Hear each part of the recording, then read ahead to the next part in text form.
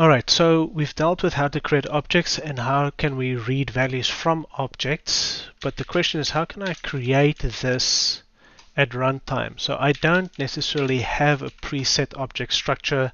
I want to build the object structure up using code during some form of runtime operation. So either way, you've got to start off with at least an empty object. If you don't have an object, you don't have anything, right?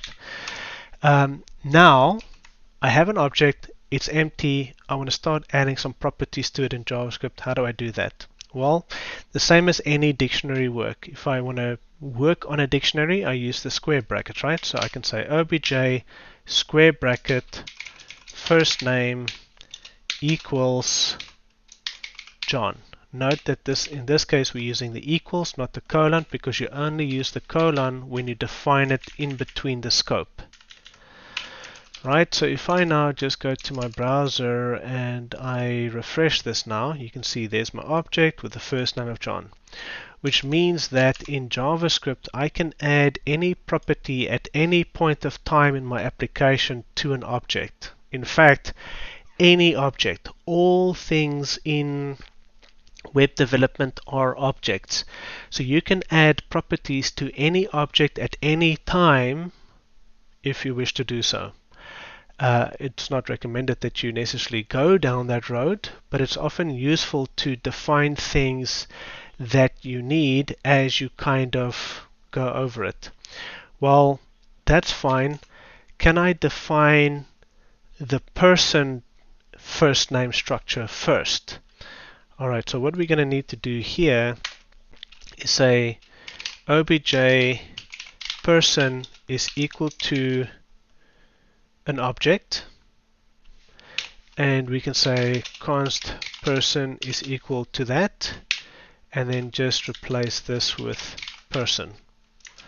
So let's just quickly go here and refresh, and you can see there's my person with my first name.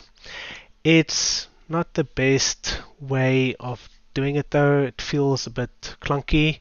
So what is a different way that I can do it? Well, I can also say obj person is equal to an object with a first name of John, because it's just an object. So I can have objects within objects within objects. That doesn't matter. It's the normal object creation applies. And so when I go to my browser, you'll see again, yes, it works perfectly fine.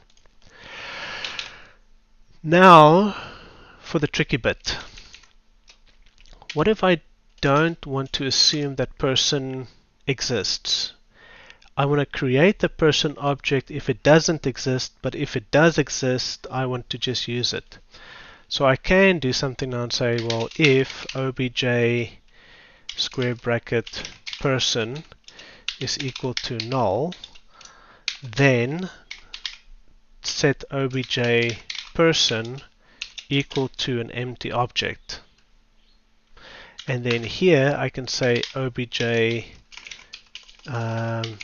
person first name equals John, and that works, right? So you can do that, but it's a lot of code and it's a bit clunky, and there's a different way that we can deal with that. So let's quickly just go to the browser and do an experiment here. There's a type called undefined. Undefined means something has not been set. So if I put a breakpoint over here and I say obj.person is going to be undefined. Obj square bracket person still undefined. Why? Because person hasn't been defined yet. Okay, and the numeric value of undefined is 0, and the numeric value for false is also 0. So we can treat undefined as a false statement. So we can use the OR statement to say either use this object if it is defined, or I want to define a new one. So let's quickly try something. I can say undefined or 20. What do I get back? 20. Why? Because undefined is 0 and 0 is false. So I'm looking for the truthy value, and the truthy value is 20 because it has actually been defined. If I say I want to use 20 or 10, it's going to give me 20. Why? Because 20 actually exists. It's defined. So what can I do here now? I can say that obj square bracket person is equal to obj square bracket person or an empty object.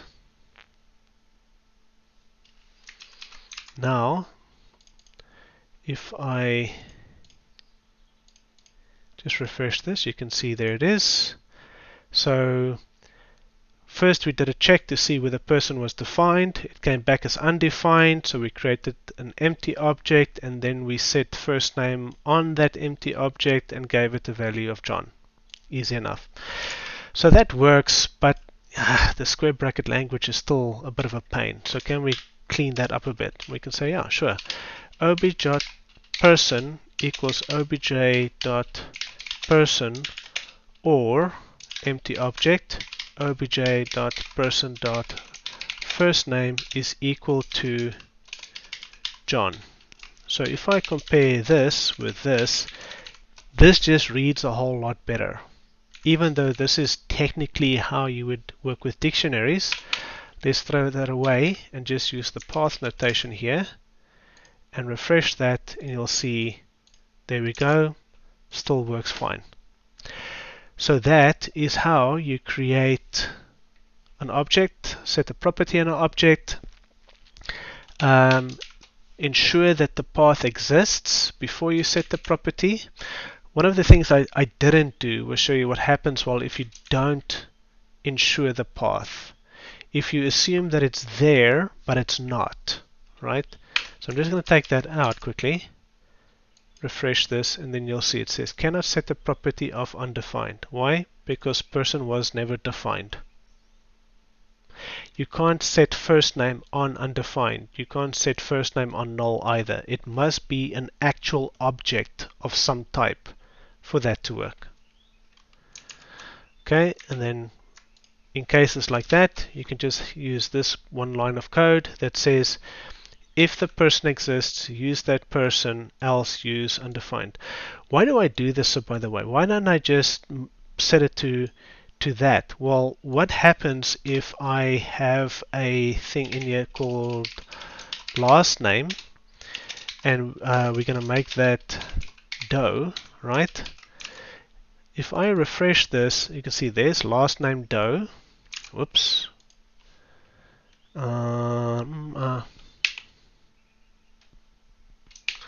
Let's just put here person, last name Doe. Okay, so now you can see I still have person with a first name and a last name, right? But if I don't do this part and I just go and override it with an object, what am I going to get? Oh, wait, my last name is now gone. Well, why is it gone? Because you completely replaced this object with an empty object. So obviously it's going to be gone because you completely overwrote it. So in this case here, we're saying if this object exists, then use that object, but if it does not exist, then use this object. And since it does exist, it's going to use this one instead of assigning a new one. So we just append to that object the first name. It's a lot to handle. Go play with it. Over time, you'll understand.